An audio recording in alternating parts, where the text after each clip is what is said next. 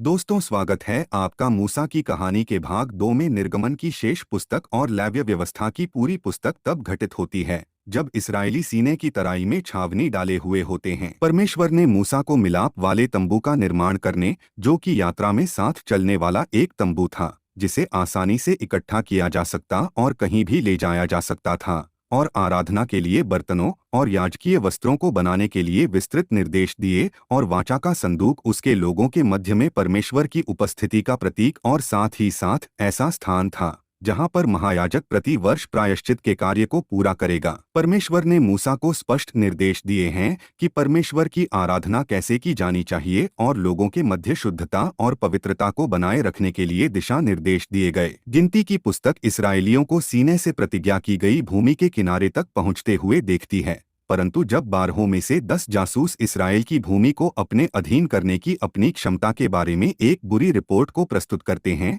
तब वे इसमें जाने से मना कर देते हैं। परमेश्वर यहूदियों की इस पीढ़ी को उनकी अवज्ञा के लिए जंगल में ही मरने के लिए ठहरा देता है और उन्हें जंगल में ही 40 वर्षों तक भटकने देता है। गिनती की पुस्तक के अंत में इसराइलियों की अगली पीढ़ी प्रतिज्ञा किए गए देश की सीमाओं के ऊपर खड़ी मिलती है और परमेश्वर के ऊपर भरोसा करने और इस भूमि को विश्वास के द्वारा ले लेने के लिए तैयार है।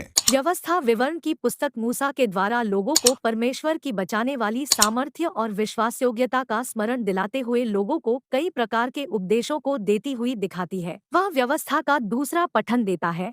व्यवस्था विवरण 5 और इसराइलियों की इस पीढ़ी को परमेश्वर की प्रतिज्ञाओं को प्राप्त करने के लिए तैयार करता है। स्वयं मूसा को मरीबा नामक स्थान में अपने पाप के कारण भूमि में प्रवेश करने से वर्जित कर दिया जाता है। व्यवस्था विवरण की पुस्तक के अंत में मूसा की मृत्यु को लिपिबद्ध किया गया है। वह नबो पहाड़ी के ऊपर चढ़ जाता है और जहां से उसे प्रतिज्ञा किए गए देश को देखने की अनुमति मिलती है। जब वह मरा तब मूसा 120 वर्ष का था और बाइबल लिपिबद्ध करती है कि न तो उसकी आंखें धुंधली पड़ी और न उसका पौरुष घटा था। स्वयं प्रभु परमेश्वर ने मूसा को मिट्टी दी और यहोशू ने लोगों के अगुवे के रूप में पदभार संभाला की, और मूसा के तुल्य इसराइल में ऐसा कोई नबी नहीं उठा जिससे यहोवा ने आमने सामने बातें की।